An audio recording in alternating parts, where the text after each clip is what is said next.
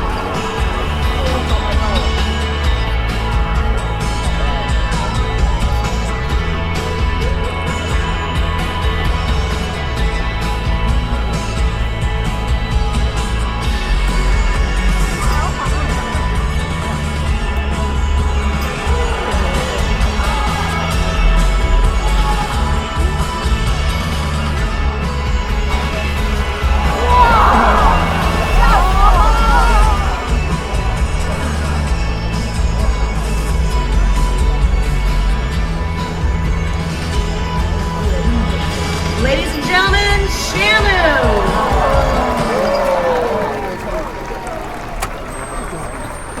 I'd like to introduce Trainer Tom. Thanks a lot, Jenna. We're all excited to be here today to show you just how we care for these amazing animals. Now, Shamu's story began when a large adult male killer whale was accidentally caught in some fishing nets up in British Columbia. That whale was named Namu after a local fishing port up there. He was soon moved to Seattle, Washington, where he became the first killer whale to be on public display up in the Pacific Northwest. A young female soon joined him and was named Shamu, which is a contraction of the word she and Namu. Now, Shamu then became the first killer whale to travel by airplane when she came here to SeaWorld San Diego way back in 1965. She made a very powerful and instant connection with the public who knew very little about these animals. We continue to celebrate her name through our entire Shamu family. All right, now we're going to introduce you to some members of that Shamu family. On the far right-hand side of the stage, we have our first baby killer whale ever born here way back in 1988. Ladies and gentlemen, this is Orchid. So she was born September 23rd, 1988, so she just turned 24 years old. She's about 19 and a half feet long, and she weighs just under 6,000 pounds. That actually makes her an average size adult female killer whale. Our smallest whale is Khalid. She's 8 years old and she weighs about 3,000 pounds. Over here with Matt, we have Ikaika. Now, he was born at SeaWorld of Orlando back in 2002, so he's 10 years old right now. Ikaika weighs about 5,000 pounds, but he's not anywhere near done growing. These animals keep growing until they're about 16 to 18 years old. Our largest killer whale here is Ulysses. He weighs 9,600 pounds, and that also is an average size adult male. The killer whales can actually get upwards of 12, even 15,000 pounds, which makes them the largest species of dolphin in the world. Now, if you focus your attention off to the right-hand side, we've got Orchid coming out to give you guys a little wave hello. You can wave back if she can see you. She'll pop up and wave those flippers. Now, those are called pectoral flippers. The flippers on the sides of their body that are used for steering and stopping and waving hello. If you were to x-ray the flipper, you'd see 5 bones resembling the human hand in shape. Also notice the white oval eye spots. The killer whale's eyes are located directly in front of the eye patch, right near the corner of the mouth. Now, in that mouth are conically shaped teeth used for grasping and swallowing their prey whole. Off on the left-hand side, we have Ikaika and now Orchid as well, giving you a good look at those very impressive teeth. They're interlocking, they do not chew their food, and here at SeaWorld, these whales get between 100 and 200 pounds of restaurant-quality fish each and every day. Equipped with these adaptations, it's no wonder that killer whales are the ocean's top predator and have mastered many different methods of catching their prey. Killer whales are among the fastest of all the marine mammals. So what do you say, guys? Let's show them what you got. Using their powerful tail flukes for propulsion, the killer whales can reach speeds of up to 30 miles an hour.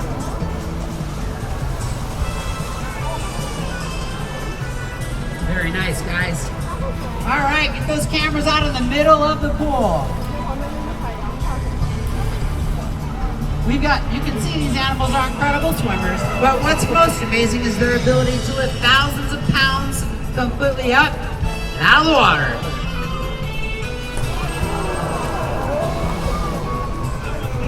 With up to 56 conically shaped teeth used for ripping and tearing, it's no wonder the killer whale is the ocean's top predator.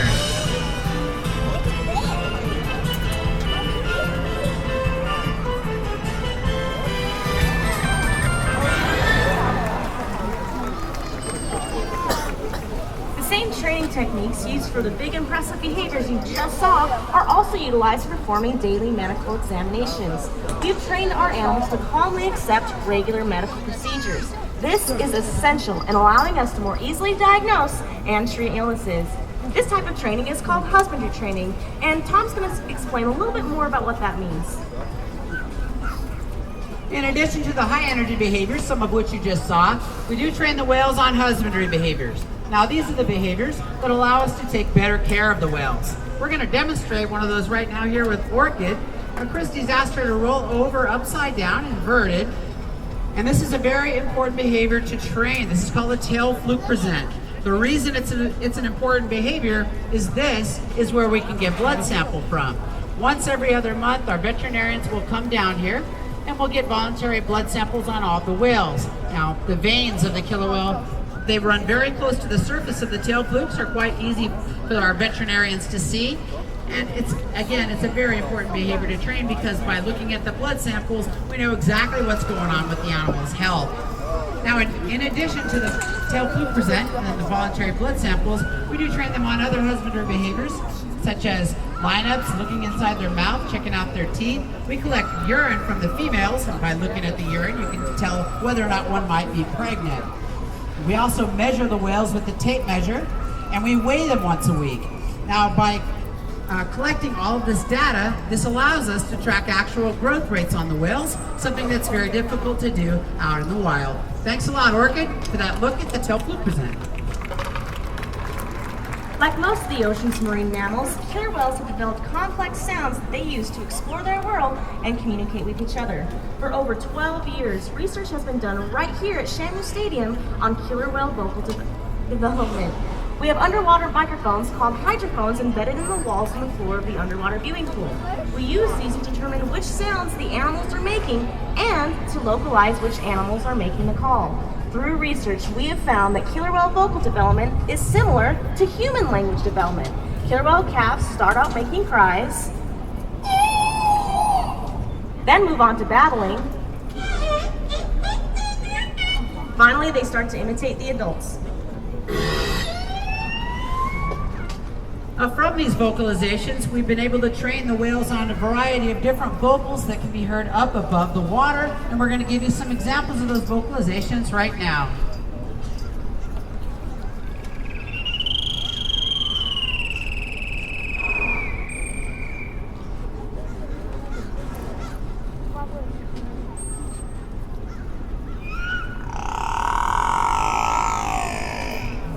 And we got one real fun one.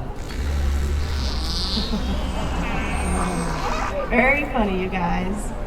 Through our experience, we have found that the most successful trainers are the ones who learn along with the animals.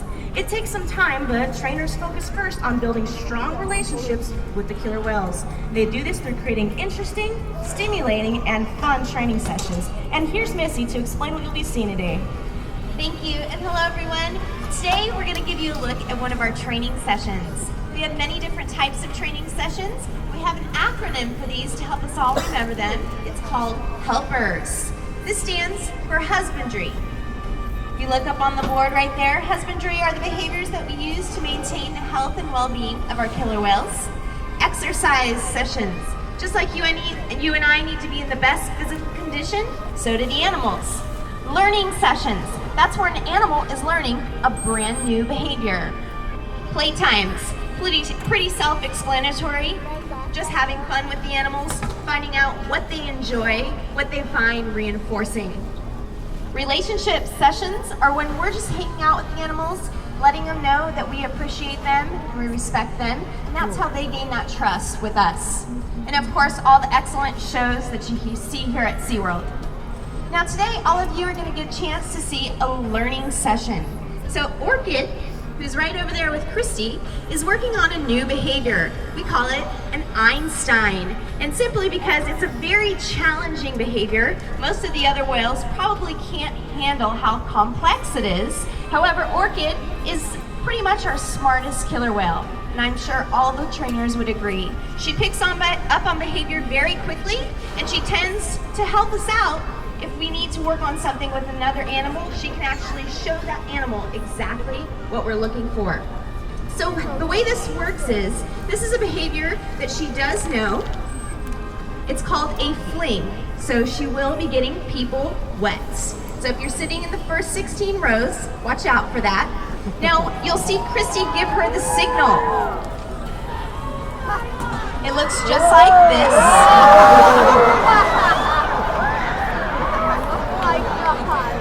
And she will also give her a finger number. So 1, 2, 3, 4, and 5. Orchid can actually determine where to go along the pool with those numbers because we have trained her to understand that. So we're going to try for window pane 4. And the way that we show her 4 is with a snowball. So Tom's going to throw the snowball. Christy gave her the signal with a 4. And she went exactly where it was. So what Christy did is she blew her whistle. This is how we communicate to the animals they've done a correct behavior. They're trained to understand that basically that means good job, and you're going to receive a reward. And that can be fish, but we also use many different types of rewards. And a snowball is actually a reward. So we're doing it again.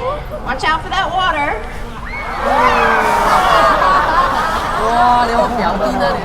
Excellent job, Orchid.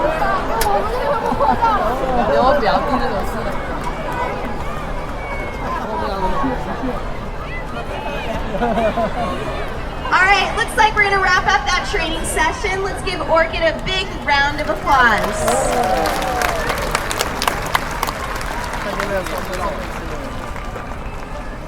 Now that you've had a chance to see one of our training sessions, we're gonna show off a few more spectacular behaviors that all of you will see later today in our One Ocean show. Now these behaviors also have the potential to get you wet with 55-degree salt water. So if you're sitting in the first 16 rows, over here or over here, you may want to move to higher and drier ground. Come on, Shamu, let's go.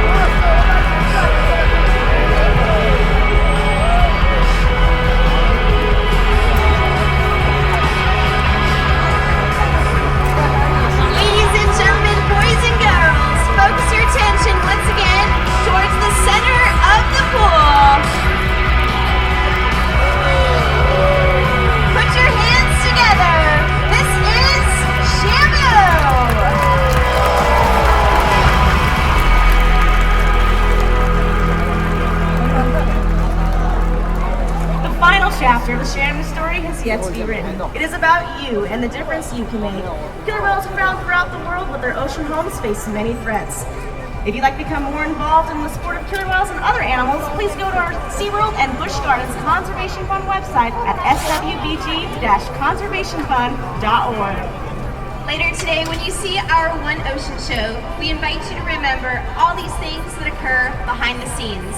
We are honored to be able to share Shamu's story with you, and we hope we've inspired you to celebrate, connect, and care for all animals. We'll be sticking around in case you have any questions. We hope you've enjoyed the Shamu story. Have a great rest of your day here at SeaWorld. Bye-bye. Bye-bye, everyone. Bye.